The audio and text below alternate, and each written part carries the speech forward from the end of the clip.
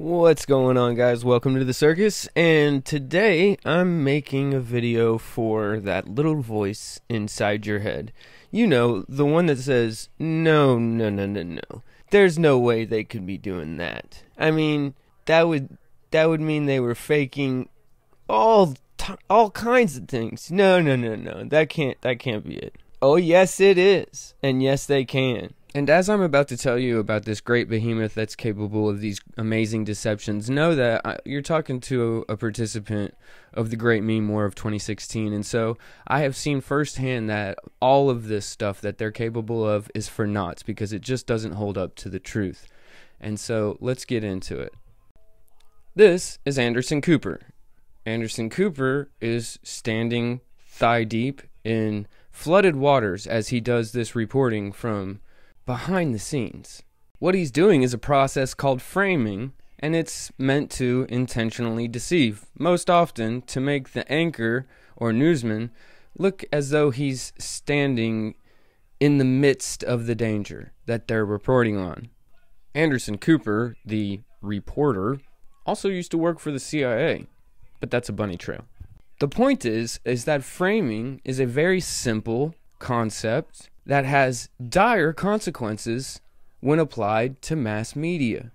I mean, I can go on and on with examples of this. I've seen it often myself. But just recently, PJ Veritas caught CBS filling up their lines at the CV testing centers. And there's no denying that that's what happened. And this is a typical subject where people tend to go to their corners and box it out. But the truth is no matter what kind of media you ingest, including me, they're going to be coming at you from a certain point of view. The reason why the media has gone to absolute garbage lately is because they're all doing the same thing they've always been doing, i.e. framing, but they all have the same ideology, so it's all the same framing over and over again of the same stories over and over again. Just watch this latest supposed live story that is in reality a skit about the area up in Seattle where they've put a bunch of barriers together and declared themselves a sovereign nation. Just watch how CNN tries to frame this and what happens. Food being served, there's a medical tent, people are camping out, there's live music at night, they're watching movies. So it's sort of a contradictory situation. On the one hand, it began with force, but right now it's peaceful. Anderson? And if the president were to, quote, go in as he's threatened, what would the response be? I mean, can people come and go from this area? I mean, is this an area that has been, I mean, the president makes it sound like this is an area that has been taken over and is being ruled by, somebody, is being ruled by I don't know how we would describe them. Everybody! Yeah. What a mess. And what do you expect from a media where you have this guy that the president could tweet about having a dead intern under his desk? And whether it's true or not, why is it that our president can tweet about this guy having a dead intern under his desk? It's creepy. It doesn't bother anybody in the news media that a leading anchor has this in his past? I mean, they should ask Brian Williams, because from my understanding, Brian Williams was there. He's been everywhere. You can ask him. Their fake news framing BS completely destroyed this kid's life. Well, at first. Then he sued the snot out of him, and I guess he's up on top. But the thing about it is, they ask themselves, how is it possible that right here at the bottom, how is it possible to become the most hated kid in a country by just standing in place and smiling? And the answer to that is very obvious. Let's observe. Some students harassing an older Native American man, a Vietnam vet, in the midst of a special ceremony. It does look like that young man to me is taunting the Native American Vietnam vet. This face-to-face confrontation igniting charges of racism. The kid, Nick Sandman, he doesn't seem to be afraid, but he did make a choice, and that was to make it into a standoff. That was not a good choice. I mean, this whole setup was so fake that if you didn't immediately doubt the story, then you've got work to do. But I love this quote: "To wear an improper expression on your face, to look incredulous when a victory was announced, for example, was itself a punishable offense. There was even a word for it in the newspeak. Face crime, it was called." Jussie Smollett was an attempted fake news framing situation, and everybody always wants to talk about the actual fake news of it, but I want to talk about who he hangs out with. Now, this guy completely makes up an entire story about being poured on with bleach, put a noose around his neck. Look at that noose. It is ridiculous. It's no wonder that the police did not believe a word that this guy said. And thank God that they didn't, because it could have been very bad. Smollett paid $3,500 to stage this attack and drag Chicago's reputation through the mud in the process. Russiagate, also fake news framing. The great thing about this one is it showed the media and the intelligence agencies working together.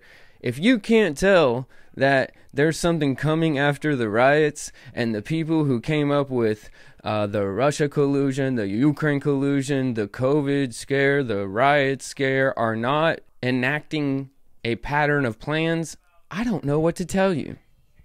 This one was personally irritating for me, the Yellow Vest riots in France, the Gilets Jaunes. These people were out there in the streets rioting about things that they were passionate about, and when I read the news, it said that they were mad about gas. And then France continued to literally crumble as our media just completely ignored it and completely ignored the results. I wonder why. When WikiLeaks dropped the DNC and Podesta email dump, the greatest switcheroo, the greatest frame job that the media pulled off, and ever since I've been alive, they pulled off on this. They convinced the whole country that it was bad, it was dirty to go look at what the actual email said, and instead that we should just listen to what they said about the emails, which was obviously something they needed to do to protect the ruling elite. If you read this meme and then cross-check it with the FBI database on pedo's symbolism, you're gonna be freaked out. It's pretty disturbing. And don't forget, Chris Cuomo got on TV and told us that it was illegal for us to look into it. And of course, briefly, last but of course not least, the absolute most horrid frame job ever committed on humanity, the BBC reporting on Tower 7's collapse while it stood behind the reporter. I mean, just look at this visual and let it sink in. All the things that are at the top, above the dam, I didn't even mention. But for the Podesta emails, I suggest everyone go take a look at. For those of us grizzled veterans of the 2016 meme war, we get this look a lot when we start talking about what the media is going to do in 2020. And what it's been doing since long before the great meme war of 2016. I mean, I was watching Owen Benjamin live stream one time, and he was going over Time magazine, and I just want you to look at this visual. Go ahead, come on over. Get to the phone. All right, look at this visual and tell me, what is it that the media's intent is?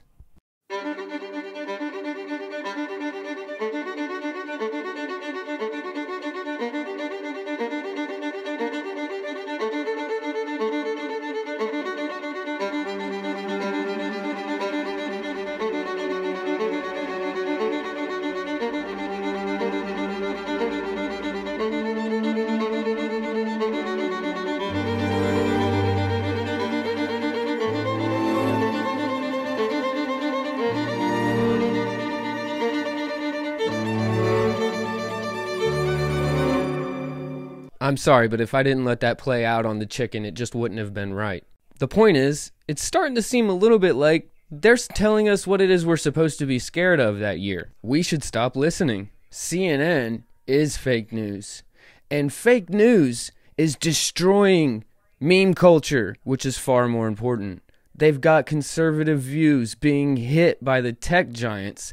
At the same time, we're getting hit with fakeness out of the CIA Mockingbird media, and it's the only thing propping up the Democrat Party.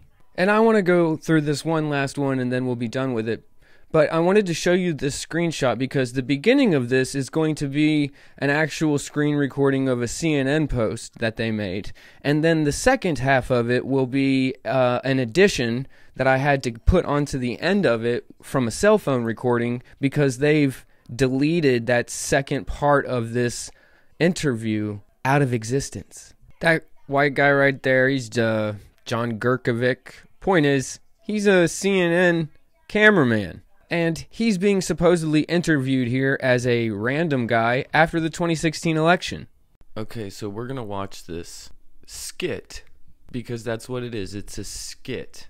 We do still have the second half recorded when somebody held their cell phone up to the television. So I've edited those two things together to make it the entire live skit that we saw on TV after the 2016 election. What were they pushing? What was the agenda? They were setting the agenda in this skit. This is the night that Trump won. Helping. This is not helping. I wanted Hillary to win more than anybody.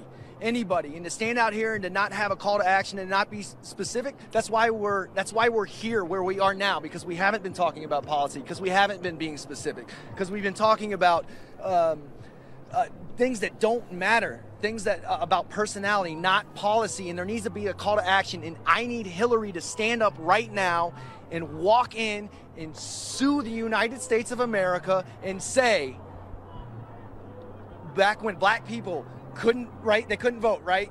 How many years ago your vote would have been 1/3? Guess what? Today it still is. Today, right now, it still is. So you don't feel like this was a fair election because it looks like Donald Trump won fair and square. How did he win fair and square? Hillary had more votes. More human beings voted for Hillary. Popular vote. Get one vote. You didn't get a vote. It's just like back in the day when your vote was 1/3. So the Electoral College, you're somebody who wants to blow that up. You want to get rid of Electoral College. Just count the votes. It's ridiculous. Hillary, you're a lawyer. Walk in. Go to the Supreme Court. I believe in you, Hillary. I've been to Rwanda. I've been to your hospital in Rwanda. I've seen all the good you've done. I believe in you. Women need you. Minorities need you. I need you. Chicago needs you. We all need you. This country needs you to stand up and walk into the Supreme Court and say one vote equals one vote.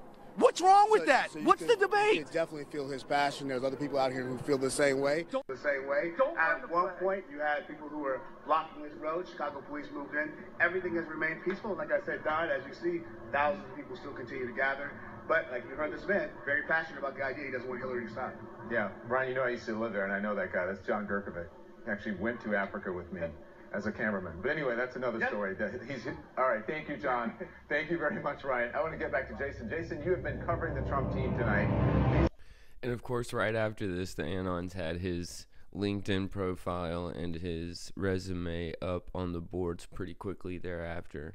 And we learned two things from that last clip. Number one, there's a huge difference between when I'm analyzing something at night and during the day. And that's because I can be as loud and as flamboyant as I like during the day, but at night I have people sleeping, and so I'm trying to be respectful. I'm going to try to switch that up, though, so it's quiet yet still has a good tempo. Either way, the second thing we learned about that was that Don Lemon was not the sharpest tool in the shed. I mean, even the worst propagandist of 2014 should be able to pick up when their channel is running a propaganda skit and be able to go with it. But no, he just ruins it and blows the whole cover. It's a good thing that CNN is somehow able to scrub that part of that interview off the entirety of the interwebs. And I mean, I'm not trying to really harp on people too hard, but just think about it. We're at like the 17th minute mark in this video. Anderson Cooper, Joe Scarborough, Brian Williams, Chris Cuomo, Don Lemon. What is going on here? Clearly, America has a problem with the people who present the quote-unquote news. And I'm not even getting into the really crazy ones like Rachel Maddow or Alex Jones, which I think Rachel Maddow is much worse than Alex Jones, just being honest. I mean, just take a look at this. Hacking or terrorism or mechanical failure or pilot error, but what if it was something fully that we don't really understand? A lot of people have been asking about that, about black holes and on and on and on and all of these conspiracy theories. Let's look at this.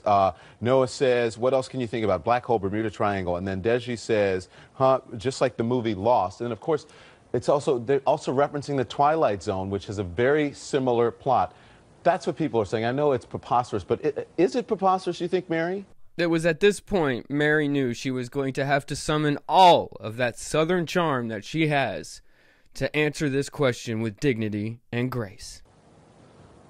Well, it is. A black hole is about, you know, a small black hole would suck in our entire universe, so we know it's not that. Bermuda Triangle is often weather, and Lost is a TV show. So Right. I think I always like things for which there's data. See what I'm saying? Charleston, South Carolina. History, crunch the numbers. So for me, those aren't there, but I think it's wonderful that the whole world is trying to help with their theories, and I absolutely love the theory. The way she just took that question seriously and answered it politely, to me, is amazing. Because I think what I would have done, and some may say I'm picking on old Don Lemon, but to them I say, yes, probably. There's a bunch of reasons why, but predominantly it's this one. Let's just go through a quick video. You have to stop demonizing people and realize the biggest terror threat in this country is white men, most of them radicalized right, to the right. And we Okay, so you understand the amount of cognitive dissonance that is going on to be able to even watch this man speak. He says that we have got to stop demonizing people and then proceeds to demonize a group of people. to start doing something about them. There is no travel ban on them. There is no ban on, you know, they have the Muslim ban. There is no white guy ban. So what do we do about that? So what do we do about that, Dom? I don't know. Let's first of all talk about the so-called travel Muslim ban. The largest country in the world, the largest Muslim country in the world, Dom, is Indonesia. It's not on that travel ban. If you look, the largest Arab country, not on that travel ban. It's about where is terrorism coming from. And as far as there's no white guy ban, well, white guy and terrorist, or even white guy and Muslim, are not exactly interchangeable there, are they, Don? But, you know, there is no white guy ban, you guys. So what are we going to do about that? Demonizing people and realize the biggest terror threat in this country is white men, most of them radicalized right, to the right. And we have to start doing something about them. There is no travel ban on them. There is no ban on, you know, they have the Muslim ban. There is no white guy ban. So what do we do about that? Like, I don't know, Don, but it sounds like you're suggesting that we somehow ban domestic terrorists from traveling. And I mean, logically, the only thing I could think of was that they're domestic terrorists, which would mean they're here. Banning their travel would mean that they cannot get out. And so even if we follow what you're saying logically, it makes no damn sense. Of course we want domestic terrorists to travel. Get them out of here. It's the upside down. They make the world crazy. They cast spells and they confuse the masses. And there's no point in arguing who or how or why we got here. We need to just wake up and recognize this is where we are. There are 6 corporations that control all of the media that we ingest. And in 2016, we went up against all of them. And don't let them tell you that this is a racist meme, that Pepe is a racist meme. Don't let them define who we are or what we are. But we have got to get back into this fight. Their propaganda that is shining through on their channels night after night after night has got to be countered with the truth in the form of free thought from people who encourage diversity of thought and freedom of thought. Those are the people who make memes. It's not a joke. If you think it's a joke, I'm laughing at you because they memed a president in the office. And they are just as important now as they were before. In fact, it's become even more important because this time the tech giants understand what happened in 2016 and they are aligned against us even harder than they were the first time. The answer to what they're doing is decentralizing our information. That's why one person making a meme is so important, because when everybody makes one meme and shares it, they cannot control that. We have to decentralize the information as much as possible. That's why I have 400 subs right now, and that is very important to me, because if everybody had 400 subs, they couldn't stop us. But anyways, guys, I hope you liked the video today. Like, share, sub my channel. That's all I ever ask. I'll holler at y'all later.